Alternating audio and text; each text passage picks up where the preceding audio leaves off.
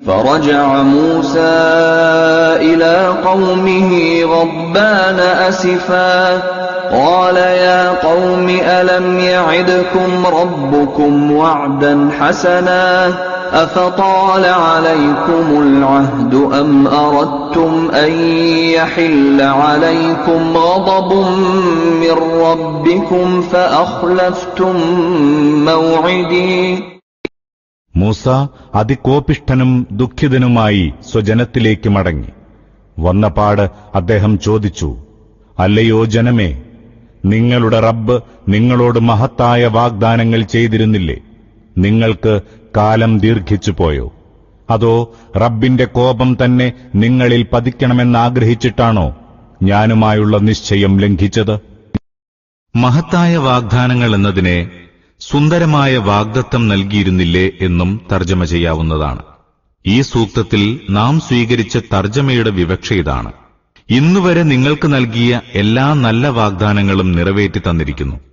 ഈജിപ്തിൽ നിന്ന് നിങ്ങളെ സുരക്ഷിതരായി യാത്ര ചെയ്യിച്ചു, അടിമത്തത്തിൽ നിന്ന് മോചിപ്പിച്ചു, ശത്രുക്കളെ നശിപ്പിച്ച് നാമാവശേഷമാക്കി, മരുഭൂമിയിലും പർവ്വതപ്രദേശങ്ങളിലും അലഞ്ഞു നടന്ന നിങ്ങൾക്ക് തണലിനും ആഹാരത്തിനുമുള്ള ഏർപ്പാടുകൾ ചെയ്തു തന്നു. ഇതെല്ലാം സുന്ദര വാഗ്ദാനങ്ങളുടെ പൂർത്തീകരണമല്ലേ? രണ്ടാമത്തെ തർജ്ജമയാണ് സ്വീകരിക്കുന്നതെങ്കിൽ അതിങ്ങനെ വ്യാഖ്യാനിക്കാവുന്നതാണ്: ശരീഅത്തും മാർഗദർശന ഗ്രന്ഥവും നൽകാമെന്ന് അല്ലാഹു നിങ്ങൾക്ക് നൽകിയ വാഗ്ദാനം നിങ്ങളെ സംബന്ധിച്ചിടത്തോളം സുന്ദരവും ഉത്തമവുമായ ഒരു വാഗ്ദാനമായിരുന്നില്ലേ? കാലം ദീർഘിച്ചുപോയോ എന്നതിനെ നിങ്ങൾ അക്ഷമരാവാൻ മാത്രം വാഗ്ദത്ത പൂർത്തീകരണം വൈകിപ്പോയോ എന്നും തർജ്ജമ ചെയ്യാവുന്നതാണ്. അല്ലാഹു നിങ്ങൾക്ക് അതിമഹത്തായ നിരവധി അനുഗ്രഹങ്ങൾ ചെയ്തു തന്നിട്ടുണ്ട്. അവയെ ഇങ്ങനെ വിസ്മരിച്ചു കളയാൻ മാത്രം കാലമായോ? അതോ നിങ്ങളുടെ വിനാശകാലം ആസന്നമായതുകൊണ്ടാണോ നിങ്ങൾ വാഗ്ദത്തം ലംഘിക്കുകയും സന്മാർഗത്തിൽ നിന്ന് വ്യതിചലിക്കുകയും ചെയ്യുന്നത്? ഇതാണ് ആയത്തിൽ കൊടുത്ത തർജ്ജമയുടെ വിവക്ഷ. രണ്ടാമത്തെ തർജ്ജമ ഇതാണ്: മാർഗദർശന ഗ്രന്ഥം നൽകാമെന്ന വാഗ്ദത്തം നിറവേറ്റുന്നതിൽ നിങ്ങൾ അല്ലാഹുവിനെതിരിൽ ന്യായം പറയാൻ മാത്രം ഒരു കാലതാമസവും ഉണ്ടായിട്ടില്ല. ഇവിടെ പറഞ്ഞിരിക്കുന്ന നിശ്ചയം കൊണ്ടുള്ള വിവക്ഷ ഇതാണ്: ഓരോ സമുദായവും അവരുടെ പ്രവാചകരോട് ചെയ്യാറുള്ള നിശ്ചയമാണിത്. അഥവാ പ്രവാചകന്മാരെ അനുസരിച്ചുകൊള്ളാമെന്നും അവർ നൽകുന്ന മാർഗദർശനത്തിൽ അടിയുറച്ചു നിലകൊള്ളാമെന്നും അല്ലാഹുവിന്റേതല്ലാത്ത മറ്റാരുടെയും അടിമത്തം അംഗീകരിക്കുകയില്ലെന്നുമുള്ള നിശ്ചയം. أخلفنا موعدك بملكنا ولكننا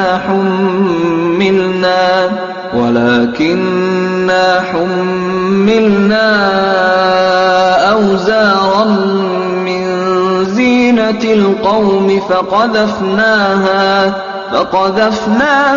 فكذلك ألقى السامري. അവർ ഉത്തരം നൽകി, അങ്ങയോടുള്ള നിശ്ചയം ഞങ്ങൾ സ്വേച്ഛയാ ലംഘിച്ചതല്ല. സംഭവിച്ചതിതാണ്: ഞങ്ങൾ ജനത്തിന്റെ ആഭരണ ഭാണ്ഡങ്ങൾ ചുമന്നിരുന്നുവല്ലോ, ഞങ്ങളത് എറിഞ്ഞതേയുള്ളൂ. അതേപ്രകാരം സാമിരിയും എറിഞ്ഞു. സാമിരിയുടെ ഫിത്നയിൽ അകപ്പെട്ടവർ ബോധിപ്പിച്ച ഒഴികഴിവായിരുന്നു ഇത്. അവർ പറഞ്ഞു, ഞങ്ങൾ ആഭരണം എറിഞ്ഞത് ശരിയാണ്, പക്ഷേ അത് പശുക്കിടാവിനെ വാർത്തെടുക്കാൻ ഉദ്ദേശിച്ചുകൊണ്ടായിരുന്നില്ല. എന്താണ് ചെയ്യാൻ പോകുന്നതെന്ന് ഞങ്ങൾക്കറിയില്ലായിരുന്നു. സാമിരി ഈ പശുക്കിടാവിനെ വാർത്തെടുത്തപ്പോൾ ഞങ്ങൾ അറിയാതെ അതിലകപ്പെട്ടുപോയി. ഞങ്ങൾ ജനത്തിന്റെ ആഭരണ ഭാണ്ഡങ്ങൾ ചുമന്നിരുന്നുവല്ലോ എന്നതിന്റെ ശരിയായ വിവക്ഷ ഇതാണ്: ഞങ്ങളുടെ സ്ത്രീ പുരുഷന്മാർ ഈജിപ്ഷ്യൻ സമ്പ്രദായത്തിലുള്ള കനത്ത ആഭരണങ്ങൾ ധരിച്ചിരുന്നു. മരുഭൂമിയിൽ ഞങ്ങൾക്ക് അതൊരു ഭാരമായി തീർന്നു. ഈ ഭാരം എവിടം വരെ പേറിക്കൊണ്ട് നടക്കുമെന്നാലോചിച്ച് ഞങ്ങൾ വിഷമിച്ചു.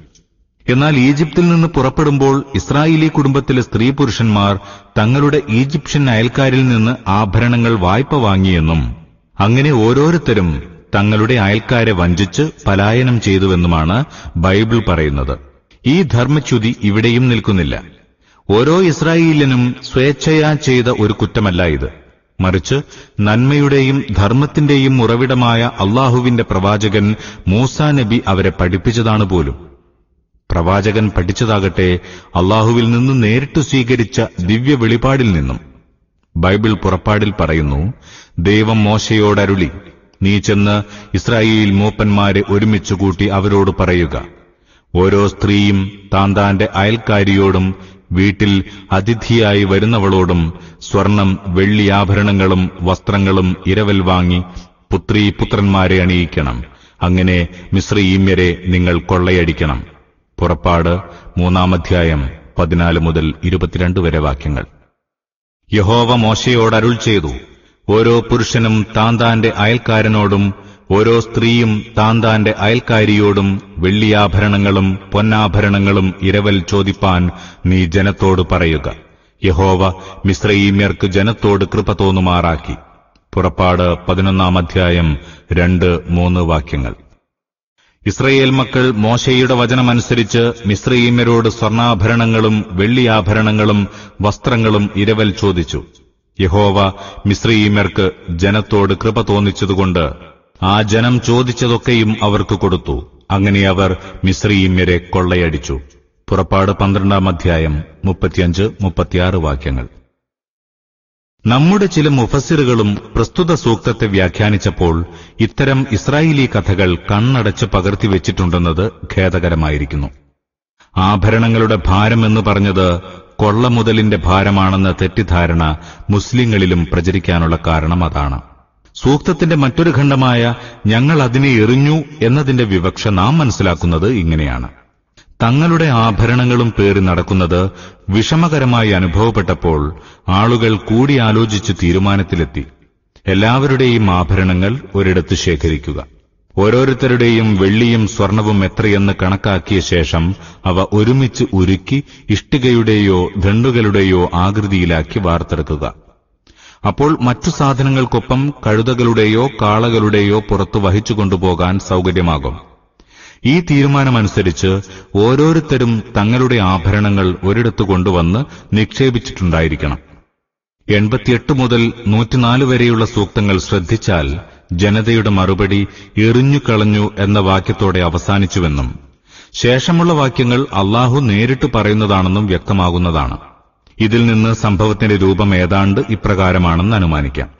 വരാനിരിക്കുന്ന വിനാശത്തെക്കുറിച്ച് ബോധമില്ലാതെ ആളുകൾ അവരുടെ ആഭരണങ്ങൾ ഒരിടത്ത് ശേഖരിച്ചു. സാമിരിയും അക്കൂട്ടത്തിലുണ്ടായിരുന്നു. പിന്നീട് അവയെല്ലാം ഉരുക്കി ഒന്നാക്കി വാർക്കുന്ന ജോലി ഈ സാമിരി സ്വയം ഏറ്റെടുത്തു. സ്വർണം ഉരുക്കി ദണ്ഡുകളും ഇഷ്ടികകളുമാക്കുന്നതിനു പകരം അയാൾ ഒരു പശുക്കുട്ടിയുടെ പ്രതിമ വാർത്തെടുക്കുകയാണ് ചെയ്തത്. പശുവിന്റേതുപോലുള്ള ഒരു ശബ്ദവും അത് പുറപ്പെടുവിച്ചിരുന്നു. ഈ പശുപ്രതിമ ജനത്തെ കാണിച്ചുകൊണ്ട് അയാൾ വാദിച്ചു, സ്വർണം ഒരുക്കാൻ പോലും അത്ര നിപുണനല്ല ഞാൻ എന്ന് നിങ്ങൾക്കറിയാം.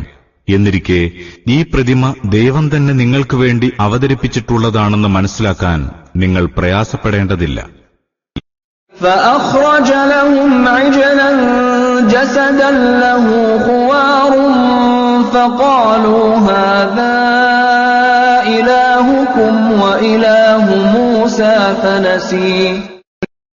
അവൻ അവർക്ക് ഒരു കാളക്കിടാവിന്റെ പ്രതിമ വാർത്തുകൊടുത്തു. അത് അവർക്കു നേരെ കാളയെപ്പോലെ മുക്രയിട്ടിരുന്നു. അപ്പോൾ ജനം പറഞ്ഞു, ഇതാകുന്നു നിങ്ങളുടെ ദൈവം, മൂസായുടെ ദൈവവും. മൂസ അത് മറന്നുപോയതാണ്. أفلا يرون ألا يرجع إليهم قولا ولا يملك لهم ضرا ولا نفعا.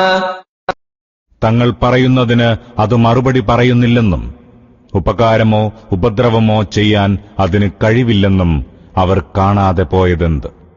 وَلَقَدْ قَالَ لَهُمْ هَارُونُ مِنْ قَبْلُ يَا قَوْمِ إِنَّمَا فُتِنْتُمْ بِهِ وَإِنَّ رَبَّكُمُ الرَّحْمَنُ فَاتَّبِعُونِي وَأَطِيعُوا أَمْرِي. മൂസ വന്നെത്തുന്നതിന് മുമ്പ് തന്നെ ഹാറൂൻ അവരോട് പറഞ്ഞിട്ടുണ്ടായിരുന്നു, എന്റെ ജനമേ, നിങ്ങൾ ഇതുവഴി പരീക്ഷിക്കപ്പെട്ടിരിക്കുകയാണ്. തീർച്ചയായും നിങ്ങളുടെ റബ്ബ് കരുണാമയനാകുന്നു. അതിനാൽ എന്നെ അനുഗമിക്കുവിൻ, ഞാൻ പറയുന്നത് അനുസരിക്കുവിൻ. قالوا لن نبرح عليه عاكفين حتى يرجع إلينا موسى. പക്ഷേ അവർ അദ്ദേഹത്തോട് പറഞ്ഞു, മൂസ തിരിച്ചെത്തും വരെ ഞങ്ങൾ ഇതിനെ തന്നെ ആരാധിച്ചുകൊണ്ടിരിക്കും. ഇതിന് നേരെ വിപരീതമായി പശുക്കിടാവിനെ നിർമ്മിക്കുകയും അതിനെ ആരാധ്യവസ്തുവായി അംഗീകരിക്കുകയും ചെയ്ത മഹാപാപം ഹാറൂനിലാണ് ബൈബിൾ ആരോപിച്ചിട്ടുള്ളത്. മോശെ പർവ്വതത്തിൽ നിന്നും ഇറങ്ങിവരാൻ വൈകുന്നത് കണ്ട് ജനം അഹരോന്റെ ചുറ്റും കൂടി പറഞ്ഞു, എഴുന്നേൽക്കൂ, ഞങ്ങളെ നയിക്കാൻ ഞങ്ങൾക്ക് ദൈവത്തെ ഉണ്ടാക്കിത്തരിക. ഞങ്ങളെ മിസ്രയീം ദേശത്തുനിന്ന് പുറപ്പെടുവിച്ചു കൊണ്ടുവന്ന പുരുഷനായ ഈ മോശയ്ക്ക് എന്ത് സംഭവിച്ചു എന്ന് ഞങ്ങൾ അറിയുന്നില്ലല്ലോ. അപ്പോൾ അഹ്റോൻ അവരോട് പറഞ്ഞു, നിങ്ങളുടെ ഭാര്യമാരുടെയും പുത്രന്മാരുടെയും പുത്രിമാരുടെയും കാതിലെ പൊൻകുണുക്ക് പറിച്ച് എന്റെ അടുക്കൽ കൊണ്ടുവരുവിൻ. ജനമൊക്കെയും തങ്ങളുടെ കാതിൽ നിന്നും പൊൻകുണുക്ക് പറിച്ച് അഹ്റോന്റെ അടുക്കൽ കൊണ്ടുവന്നു. അവൻ അത് വാങ്ങി ഒരു കൊത്തുളി കൊണ്ട് രൂപം നൽകി ഒരു കാളക്കുട്ടിയെ വാർത്തുണ്ടാക്കി. അപ്പോൾ അവർ പറഞ്ഞു, ഇസ്രായേലേ, ഇത് നിന്നെ മിസ്രയീം ദേശത്തുനിന്ന് കൊണ്ടുവന്ന നിന്റെ ദൈവമാകുന്നു. അഹ്റോൻ അത് കണ്ടാറെ അതിനു മുമ്പാകെ ഒരു യാഗപീഠം പണിത് നാളെ യഹോവയ്ക്ക് ഒരു ഉത്സവം എന്ന് വിളിച്ചു പറഞ്ഞു. പുറപ്പാട് 32 അധ്യായം 1 മുതൽ 5 വരെ വാക്യങ്ങൾ. സമരിയക്കാരന്റെ പേരും ഒരുപക്ഷെ ഹാറൂൻ എന്നു തന്നെയായത് ഈ തെറ്റായ വാർത്ത ഇസ്രായേല്യരിൽ പ്രചരിച്ചതിന് കാരണമായി തീർന്നിരിക്കാൻ വളരെ സാധ്യതയുണ്ട്. പിൽക്കാലത്ത് ജനത്തിന് ഈ ഹാറൂനും ഹാറൂൻ നബിയും തമ്മിൽ മാറിപ്പോയതാവാം. പക്ഷേ ക്രൈസ്തവ മിഷണറിമാരും ഓറിയന്റലിസ്റ്റുകളും ഇവിടെയും തെറ്റുപറ്റിയിരിക്കുന്നത് വിശുദ്ധ ഖുർആന് തന്നെയാണെന്ന് വാശി പിടിച്ചിരിക്കുകയാണ്. പശുക്കിടാവിനെ ദൈവമാക്കിയത് അവരുടെ വിശുദ്ധ പ്രവാചകൻ തന്നെയാണ്. ഹാറൂനെ ഈ കളങ്കത്തിൽ നിന്ന് മോചിപ്പിക്കുന്നതിലൂടെ ഖുർആൻ അദ്ദേഹത്തിന് ഒരു നന്മയല്ല ചെയ്യുന്നത്, മറിച്ച് അദ്ദേഹത്തെ വിലകെടുത്തുകയാണ്. അക്കൂട്ടരുടെ ധാർഷ്ട്യം നിറഞ്ഞ വാദമത്രേ ഇത്. പക്ഷെ ഏതാനും വരികൾക്ക് ശേഷം ബൈബിളിൽ തന്നെ അതിന്റെ അബദ്ധ പ്രതിപാദനം തുറന്നു കാണിക്കുന്നത് അവരുടെ ദൃഷ്ടിയിൽപ്പെടുന്നില്ല. ഇതേ അധ്യായത്തിന്റെ അവസാനത്തെ 10 വചനങ്ങളിൽ അതിനുശേഷം ലേവ്യരെ ഒരുമിച്ചുകൂട്ടി മൂസാ നബി അള്ളാഹുവിന്റെ ഈ വിധി കേൾപ്പിച്ചതായി വിവരിക്കുന്നു. എന്നാറെ ലേവ്യർ എല്ലാവരും മോശയുടെ അടുക്കൽ വന്നുകൂടി. അവൻ അവരോട് പറഞ്ഞു, നിങ്ങൾ ഓരോരുത്തർ താന്താന്റെ വാൾ അരയ്ക്ക് കെട്ടി പാളയത്തിലെ കൂടാരവാതിലുകൾ തോറും ചെന്ന് ഓരോരുത്തരും താന്താന്റെ സഹോദരനെയും താന്താന്റെ സ്നേഹിതനെയും താന്താന്റെ കൂട്ടുകാരനെയും കൊന്നുകളവിൻ എന്നിങ്ങനെ ഇസ്രായേലിന്റെ ദൈവമായ യഹോവ കൽപ്പിക്കുന്നു. ലേവ്യർ മോശെ പറഞ്ഞതുപോലെ ചെയ്തു. അന്ന് ഏകദേശം 3000 പേർ വീണു. പുറപ്പാട് 32 അധ്യായം 25 മുതൽ 29 വരെ വചനങ്ങൾ. അപ്പോൾ നമുക്ക് ചോദിക്കാനുള്ളത് ഇതാണ്: ഹാറൂൻ നബി വധത്തിൽ നിന്ന് രക്ഷപ്പെട്ടതെങ്ങനെ? ഈ പാതകത്തിന്റെ ഉപജ്ഞാതാവ് തന്നെ അദ്ദേഹമായിരുന്നുവെങ്കിൽ പൊതുശിക്ഷയിൽ നിന്ന് അദ്ദേഹത്തിന് എങ്ങനെ രക്ഷപ്പെടാൻ സാധിച്ചു? ഞങ്ങൾ സ്വന്തം കൈകൊണ്ട് ഞങ്ങളുടെ പാപികളായ സഹോദരങ്ങളെയും കൂട്ടുകാരെയും അയൽക്കാരെയും കൊന്നുകളയണമെന്ന് അങ്ങ് കൽപ്പിക്കുന്നു. പക്ഷേ സ്വന്തം സഹോദരന്റെ നേരെ കൈ ഉയർത്തുന്നില്ല. പ്രഥമ കുറ്റവാളിയാകട്ടെ അദ്ദേഹമാണ് താനും എന്ന് ലേവ്യർ അദ്ദേഹത്തോട് പറയുന്നുമില്ല. അതിനുശേഷം മൂസാ നബി ദൈവത്തിന്റെ അടുക്കൽ ചെന്ന് ഇസ്രായേല്യർക്ക് പുറത്തു കൊടുക്കണമെന്നും അല്ലാത്ത പക്ഷം നിന്റെ ഗ്രന്ഥത്തിൽ നിന്ന് എന്റെ പേര് മായ്ച്ചു കളയണമെന്നും അപേക്ഷിക്കുന്നു. അതിന് അള്ളാഹുവിൽ നിന്നുള്ള മറുപടി ഇപ്രകാരമാണ്: എന്നോട് പാപം ചെയ്തവന്റെ പേര് ഞാൻ എന്റെ പുസ്തകത്തിൽ നിന്ന് മായ്ച്ചു കളയും. പക്ഷേ ഹാറൂനിന്റെ നാമം മായ്ച്ചു കളഞ്ഞിട്ടില്ലെന്ന് നാം കാണുന്നു. മാത്രമല്ല, അദ്ദേഹത്തിനും അദ്ദേഹത്തിന്റെ സന്തതികൾക്കും ഇസ്രായേലർക്കിടയിൽ മഹത്തായ പദവികൾ അരുളുകയും ചെയ്തിരിക്കുന്നു. അതായത്, ലേവ്യരുടെ നേതൃത്വവും വിശുദ്ധ പൌരോഹിത്യത്തിന്റെ പ്രതാപവും അദ്ദേഹത്തിനും കുടുംബത്തിനുമാണ് നൽകിയിരിക്കുന്നത്. സംഖ്യാപുസ്തകം 18 അധ്യായം 1 മുതൽ 7 വരെ വചനങ്ങൾ കാണുക. ബൈബിളിന്റെ ഈ സാക്ഷ്യം അതിന്റെ തന്നെ മുൻ പ്രസ്താവനയെ നിഷേധിക്കുകയും ഖുർആനിക പ്രതിപാദനത്തെ സത്യപ്പെടുത്തുകയുമല്ലേ ചെയ്യുന്നത്? قال يا هارون ما منعك إذ رأيتهم ضلوا ألا تتبعني أفعصيت أمري. മൂസ ജനത്തെ ആക്ഷേപിച്ച ശേഷം ഹാറൂനിന്റെ നേരെ തിരിഞ്ഞിട്ട് ചോദിച്ചു, അല്ലയോ ഹാറൂൻ, ഇവർ പിഴച്ചു പോകുന്നത് കണ്ടപ്പോൾ എന്റെ മാർഗമനുസരിച്ച് പ്രവർത്തിക്കാതിരിക്കാൻ തനിക്കെന്തായിരുന്നു തടസ്സം? താൻ എന്റെ കൽപ്പന ധിക്കരിക്കുകയായിരുന്നോ?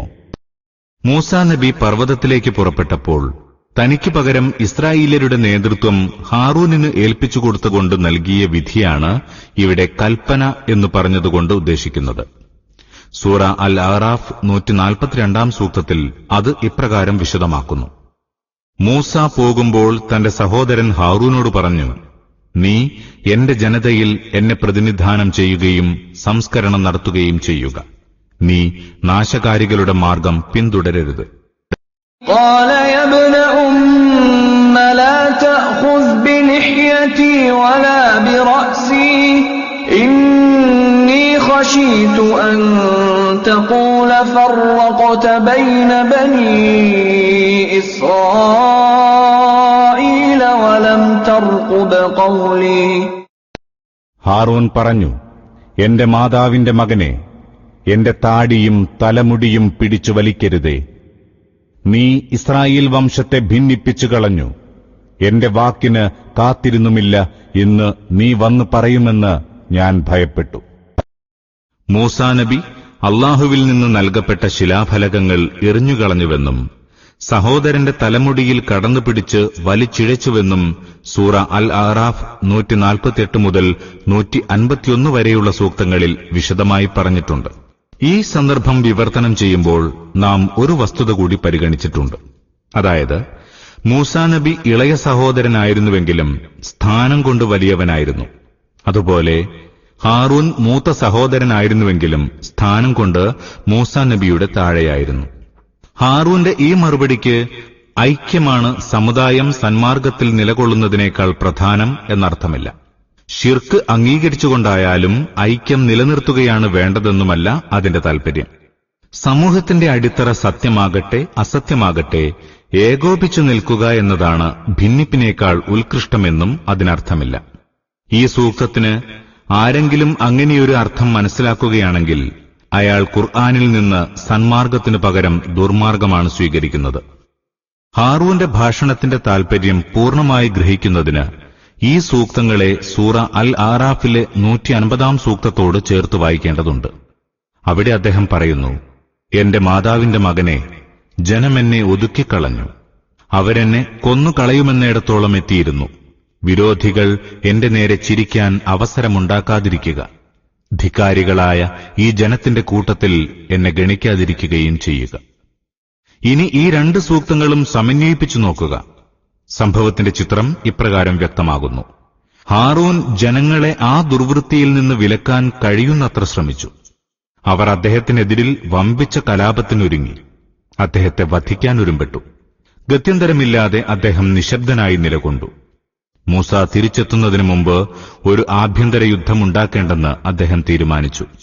താങ്കൾക്ക് ഈ സാഹചര്യം കൈകാര്യം ചെയ്യാൻ കഴിഞ്ഞില്ലെങ്കിൽ സ്ഥിതിഗതികൾ ഇത്രയൊന്നും വഷളാക്കേണ്ടിയിരുന്നില്ല എന്നും ഞാൻ വരുന്നതുവരെ കാത്തിരിക്കാമായിരുന്നുവെന്നും പറയാൻ അവസരമുണ്ടാക്കേണ്ടെന്ന് അദ്ദേഹം കരുതിയിരിക്കണം. സൂറ അൽ ആറാഫിലെ അവസാന വാക്യത്തിൽ നിന്ന് ആ സമൂഹത്തിൽ ഈ 2 സഹോദരന്മാർക്ക് ശത്രുക്കളായി നല്ലൊരു വിഭാഗമുണ്ടായിരുന്നതായി വ്യക്തമാകുന്നുണ്ട്.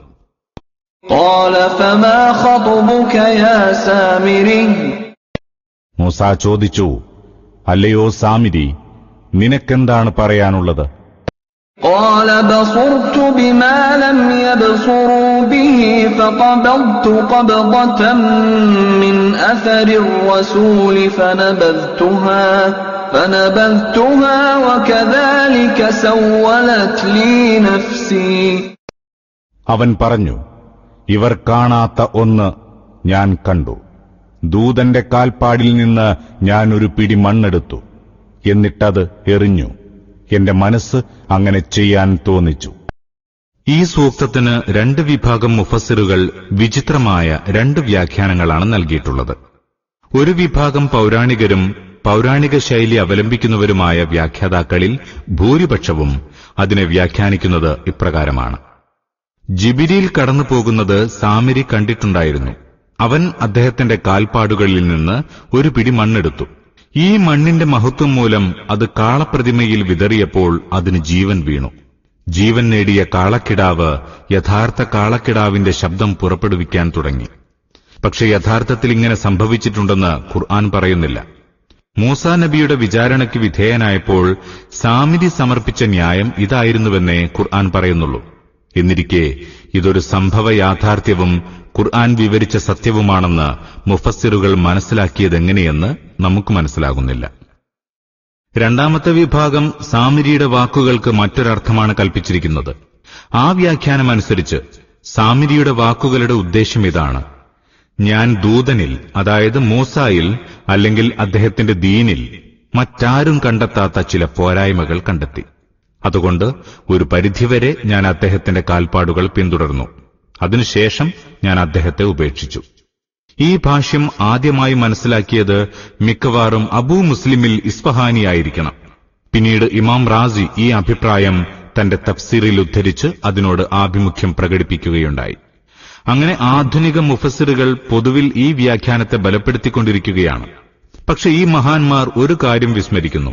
മിസ്റ്റിക്കുകളുടെയോ സിംബോളിസ്റ്റുകളുടെയോ ഭാഷയിലല്ല, സ്വച്ഛവും സാധാരണക്കാർക്ക് സുഗ്രഹവും വ്യക്തവുമായ അറബിയിലാണ് ഖുർആൻ അവതരിച്ചിട്ടുള്ളത്. ഒരു സാധാരണ അറബിക്ക് തന്റെ നൈസർഗികമായ ഭാഷാപരിചയത്തിലൂടെ അത് ഗ്രഹിക്കാൻ കഴിയും. സാമിരി ഉദ്ദേശിച്ചുവെന്ന് വ്യാഖ്യാതാക്കൾ ആരോപിക്കുന്ന ആശയം പ്രകടിപ്പിക്കുന്നവയാണ് ആയത്തിൽ പ്രയോഗിക്കപ്പെട്ട പദങ്ങളെന്ന് അറബി ഭാഷയിലെ പരിചിത പ്രയോഗങ്ങളും സംസാര ഭാഷയും അറിയുന്ന ഏതൊരു വ്യക്തിക്കും മനസ്സിലാക്കാൻ കഴിയില്ല. പ്രസ്തുത ആശയം ആ വാക്കുകൾ കേൾക്കുന്ന ഒരു സാധാരണ അറബിയുടെ മനസ്സിൽ തെളിയുകയുമില്ല. നിഘണ്ടുകളിൽ ഒരു പദത്തിന് നൽകപ്പെട്ടിട്ടുള്ള വിവിധ പ്രയോഗങ്ങളിൽ ഉദ്ദേശിക്കപ്പെടാവുന്ന വ്യത്യസ്ത അർത്ഥങ്ങളിൽ ഏതെങ്കിലും ഒന്നെടുത്ത് അതിനെ ഒരു സാധാരണ അറബി ഒരിക്കലും ചുമത്താത്ത ഒരു പ്രയോഗത്തിന്മേൽ ചുമത്തിയാൽ അത് ഭാഷാ പാണ്ഡിത്യമാവുകയില്ല. വെറും പദക്കസർത്തായേ അതിനെ കാണാനൊക്കൂ. ഒരാൾ ഒരു ഉറുദു നിഘണ്ടുവോ ഓക്സ്ഫർഡ് ഡിക്ഷണറിയോ എടുത്ത് ഈ മാന്യന്മാരുടെ വാക്കുകൾ തന്നെ ഉറുദുവിലോ ഇംഗ്ലീഷിലോ അവതരിപ്പിക്കുന്നു എന്ന് സങ്കൽപ്പിക്കുക. എങ്കിൽ തങ്ങളുടെ വാക്കുകൾക്ക് നൽകപ്പെടുന്ന വ്യത്യസ്തമായ 2 or 4 വ്യാഖ്യാനങ്ങൾ കണ്ട് അവർ സ്വയം സ്തംഭിച്ചു നിന്നുപോകും. ചുരുക്കത്തിൽ ഖുർആനിലെ ഒരു സൂക്തത്തിന്റെ നേർക്കുനേരെയുള്ള സ്പഷ്ടമായ അർത്ഥം കണ്ട് അവിടെ അല്ലാഹു ഒട്ടും സൂക്ഷ്മത പാലിച്ചിട്ടില്ലെന്നും ആളുകൾ അത് കണ്ട് ചിരിക്കാതിരിക്കാൻ അത് മൂടിവെക്കേണ്ടതാണെന്നും ചിലർക്ക് തോന്നും. അപ്പോഴാണ് ഈ വിധം വ്യാഖ്യാനങ്ങൾ ഉണ്ടാകുന്നത്. അത്തരം ചിന്തകളൊന്നുമില്ലാതെ ഈ സന്ദർഭത്തിൽ നിന്ന് ഈ സൂക്തം പാരായണം ചെയ്യുന്നവർക്ക് ഒരു കാര്യം എളുപ്പത്തിൽ മനസ്സിലാക്കാവുന്നതാണ്. വളരെ ആലോചിച്ച് ആസൂത്രണം ചെയ്ത് വഞ്ചനയുടെയും കെട്ടുകഥകളുടെയും വിദഗ്ധമായ ഒരു സ്കീം തയ്യാറാക്കിയ ഒരു കുഴപ്പപ്രിയനായിരുന്നു സാമിരി. സ്വർണം കൊണ്ട് പണിത പ്രതിമയിൽ അയാൾ കാളക്കിടാവിന്റെ ശബ്ദം പുറപ്പെടുവിക്കാനുള്ള ചില തന്ത്രങ്ങൾ ചെയ്ത് സമൂഹത്തിലെ അജ്ഞന്മാരെ മുഴുവൻ വഞ്ചനയിൽപ്പെടുത്തി. അവിടെയും നിൽക്കാതെ നല്ലൊരു ഇതിഹാസ കഥ ചമച്ച് മൂസായുടെ മുന്നിൽ അവതരിപ്പിക്കാനും ധൈര്യപ്പെട്ടു. ആദ്യമായി മറ്റുള്ളവർ കാണാത്ത പലതും താൻ കാണുന്നുണ്ടെന്ന് അയാൾ വാദിച്ചു. തുടർന്ന് റസൂലിന്റെ കാൽപ്പാടുകളിൽ നിന്ന് വാരിയെടുത്ത ഒരു പിടി മണ്ണിൽ നിന്നാണ് ഈ ദിവ്യത്വങ്ങൾ അത്രയും ഉത്ഭവിച്ചതെന്ന കഥയും പ്രചരിപ്പിച്ചു. റസൂൽ കൊണ്ടുദ്ദേശിച്ചത് ഒരുപക്ഷേ പൂർവിക മുഫസ്സിറുകൾ മനസ്സിലാക്കിയ പോലെ ജിബിരിൽ തന്നെയായിരിക്കാം. എന്നാൽ മൂസാ നബിയെ ഉദ്ദേശിച്ചുകൊണ്ടാണ് റസൂൽ എന്ന പദം സാമിരി പ്രയോഗിച്ചിട്ടുള്ളതെങ്കിൽ അത് മറ്റൊരു വഞ്ചനയാണ്. മൂസാ നബിയെ മാനസികമായി പ്രീണിപ്പിക്കാനുള്ള ഒരു തന്ത്രമായിരിക്കണം അത്.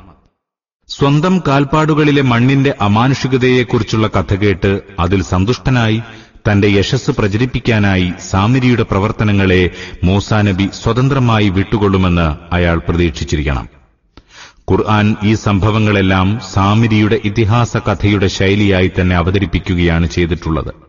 ഏതെങ്കിലും അബദ്ധങ്ങൾ സംഭവിക്കുകയും ഭാഷാശാസ്ത്ര ഗ്രന്ഥങ്ങളുടെ സഹായത്തോടെ പദക്കസർത്ത് നടത്തുകയും ചെയ്യാൻ സ്വയം നിർമ്മിതമായ ഒരു സംഭവ വിവരണമല്ലാതെ ശേഷമുള്ള വാക്യങ്ങളിൽ മൂസാ നബി അയാളെ ആക്ഷേപിക്കുകയും അയാൾക്ക് ശിക്ഷ വിധിക്കുകയും ചെയ്തതിൽ നിന്ന് ഈ യക്ഷിക്കഥകൾ കേട്ടപ്പോൾ തന്നെ മൂസ അയാളെ ശാസിക്കുകയാണ് ചെയ്തതെന്ന് വ്യക്തമാവുന്നു.